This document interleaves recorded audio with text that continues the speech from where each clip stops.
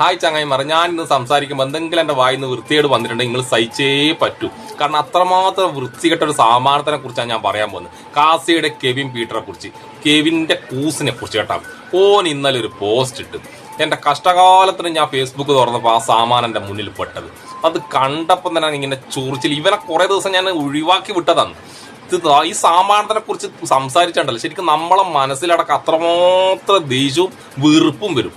അതൊന്ന് കുറക്കാൻ വേണ്ടിയിട്ട് ഈ സാമാനത്തിന് ഒഴിവാക്കിയത്. പക്ഷെ കഷ്ടകാലത്തിന് ഫേസ്ബുക്ക് എന്താക്കി എൻ്റെ മുന്നിൽ സക്കർബർഗ് കൊണ്ടുവന്ന് ഈ തീട്ടത്തിനെ ഇട്ടത്. അത് കാണുമ്പോൾ പ്രതികരിക്കാൻ കഴിയുന്നില്ല. ഞാൻ അത് വായിക്കാം, അവനിട്ട പോസ്റ്റ് ഞാൻ വായിക്കാം. ശരാശരി മലയാളിയുടെ പ്രതീകം. ചുറ്റും നടക്കുന്നത് എന്താണെന്ന് മനസ്സിലാക്കാതെ ആ അപകടം തിരിച്ചറിയുന്ന തന്നിലേക്ക് തന്നെ നോക്കി സന്തോഷിച്ചിരിക്കുന്ന നമ്മൾ മതേതര മലയാളികൾക്കുള്ള ഉത്തമ ഉദാഹരണമാണ് ഈ ചിത്രം. ഇത് പെഹൽഗാമിൽ ഒരു ടൂറിസ്റ്റിന് പങ്കുവെച്ച ഒരു ഫോട്ടോ, ഒരു വീഡിയോസിന്റെ സ്ക്രീൻഷോട്ട് എടുത്ത സാമാനം. ഇത് വെടിവെപ്പ് നടക്കുന്നത് ഈ ചങ്ങായി അറിയുന്നില്ല. അത് ആ കാസയിലെ കൂസം കെവിൻ പീറ്റർക്കും അറിയാം, ലോകത്തുള്ള എല്ലാവർക്കും അറിയാം. ഒരു വിനോദസഞ്ചാരി ആസ്വദിക്കാൻ പോയ സ്ഥലം അത്.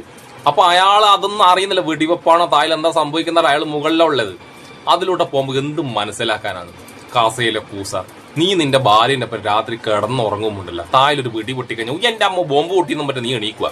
എനിക്ക് എന്റെ ഭാര്യനെ അടിച്ച് കൊല്ലൂല നായിയെ. ആസ്വദിക്കുന്ന സമയമല്ലേ അത്. നിനക്കിതറിയാം. എന്നാലും നീ ഒരു ശരാശരി മലയാളി. നിന്നെ മലയാളിന്റെ കൂട്ടത്തിൽ കൂട്ടുന്നില്ല. ശരാശരി മലയാളി എന്താന്ന് മലയാളികൾക്കറിയാം, ലോകത്തിനറിയാം.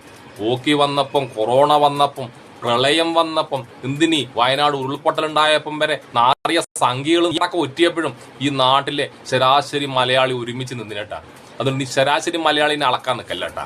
പിന്നെ നിന്നെ ശരാശരി മലയാളിയായിട്ടോ മനുഷ്യനായിട്ടോ കണക്കൂട്ടാൻ കഴിയില്ല. മനുഷ്യനായിട്ട് കൂട്ടിക്കഴിഞ്ഞാൽ ഏത് നാട്ടിലെ മനുഷ്യരായിട്ടാ കൂട്ടണ്ടേ? ലോകത്തിൽ ഏത് നാട്ടിലുണ്ട് ഇന്നപ്പോഴത്തെ ഒരു മനുഷ്യൻ? മനസ്സിൽ കുരുടും വെറുപ്പും മാത്രമുള്ള മനുഷ്യൻ. എന്താണ് തിന്നുവെച്ചാൽ ഞാൻ പറയും, നീ നിന്റെ തീട്ടം തന്നെയാണ് തിന്നത്. കാരണം നിന്റെ തീട്ടം അത്രയും വൃത്തികെട്ടതാണ്. അത് തന്നെ തിന്നിട്ട് നീ നിന്റെ തലച്ചോറിൽ വരെ ആ സാധനമായി നാറിയ. സംഖ്യയാണോ ഏറ്റവും വിഷമുള്ളത്, നീയാണോ ഏറ്റവും വിഷമുള്ളത് എന്നോട് ചോദിച്ചിട്ടുണ്ടല്ല. ശരിക്കും ഞാൻ പറയും, കാസയും കാസയിലെ കൂസം കെവിൻ പീറ്ററുമാണ് സംഖ്യകളെക്കാൾ കുറച്ചുകൂടി വിഷമെന്ന് ഞാൻ പറയും. സത്യം. കാരണം നീ ഉണ്ടല്ല, നീ ഒറ്റുന്നത് നിന്റെ സ്വന്തം സമുദായത്തെയാണ്. നിന്റെ സ്വന്തം സമുദായമായ ക്രിസ്ത്യാനികളെ ഒറ്റി ജീവിക്കുന്ന നാറിയടാ നീയാണ് ഏറ്റവും വിഷമുള്ളത്. പിന്നെ ഈ പിക്കില് ആ വിനോദസഞ്ചാരിന്റെ ഫോട്ടോത്തിൽ നിന്റെ മുഖം വെക്കണം. പിന്നില് അക്രമം നടക്കുമ്പോൾ ഓടി രക്ഷപ്പെടാൻ നടക്കുന്നത് ക്രിസ്ത്യാനികളായിട്ട് കൂട്ടണം. അതൊക്കെയാണ്. കാരണം നീ ആസ്വദിക്കുക. ഒരു ശരാശരി കാസയിലെ കൂസൻ ആസ്വദിക്കുകയാണ്. സ്വന്തം സമുദായപ്പെട്ട ക്രിസ്ത്യാനികൾ മണിപ്പൂരിലും യുപിയിലും ഗുജറാത്തിലും ഇന്ത്യയിലെ പല ഭാഗങ്ങളിലും അക്രമം നേരിടുമ്പം കാസയിലെ കൂസൻ ഇങ്ങനെ ആസ്വദിക്കുകയാണ്. നിന്റെ ഫോട്ടോയും നിന്റെ കൂടെയുള്ള നാറികളെ ഫോട്ടോ അതിൻ്റെ അത് വെക്കണ്ടേ? അത് കറക്റ്റാണ്. ശരാശരി കാസയിലെ കൂസന്മാർ. സത്യം. പിന്നെ ഇവന്റെ പ്രൊഫൈലിലെ ബയോ ഞാൻ കണ്ടിരുന്നു. അത് അതിന്റെ അപ്പുറത്താണ്. ഞാൻ ഇങ്ങനെയാണ്, അതുകൊണ്ട് നിങ്ങൾക്ക് എന്നെ ഇഷ്ടമാകണമെന്നില്ല എന്ന് കരുതി ഞാൻ മാറുകയുമില്ല.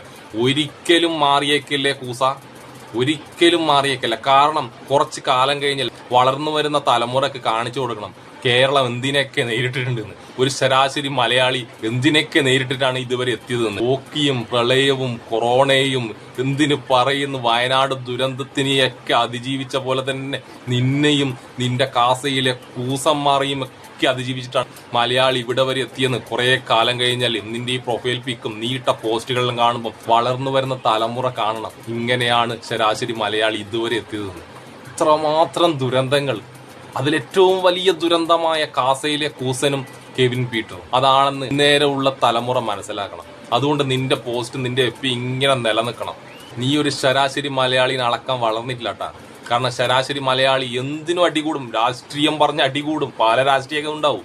പക്ഷെ ആപത്ഘട്ടത്തിൽ ഒരുമിച്ച് നിൽക്കും. നിന്നെപ്പോലെ കാസയിലെ കൂസമാറെ പോലെ അല്ലടാ. സ്വന്തം സമുദായത്തിനെ വരെ ഒറ്റി ജീവിക്കുന്ന തീട്ടം തിന്നുന്ന, സ്വന്തം തീട്ടം തിന്നുന്ന, ആ തീട്ടം തന്നെ തലച്ചോറിൽ വെക്കുന്ന ഫുണ്ടയാടാ നീ. ഫുണ്ട കൂട്ടി വിളിക്കണ്ടേ നിന്നെ. പക്ഷെ എൻ്റെ ഒരു നിലവാരം തകർക്കാണ്ടെന്ന് വെച്ചിട്ട് എന്നെ കൂട്ടി വിളിക്കുന്നില്ല. ഫുണ്ട എണീച്ച് പോയി ചത്തുട നായിയെ. ഇങ്ങനെ ഓരോ പോസ്റ്റ് ഇട്ടിട്ട് സ്വന്തം തള്ളേനെയും തന്തേനെയും ഇങ്ങനെ തെറി വിളിപ്പിക്കാൻ നടക്കുന്ന നായി കാസ കൂസന്മാർ. അണ്ണാക്കിൽ കൂസും കയറ്റി വെച്ച് ജീവിക്കുന്ന നാറി.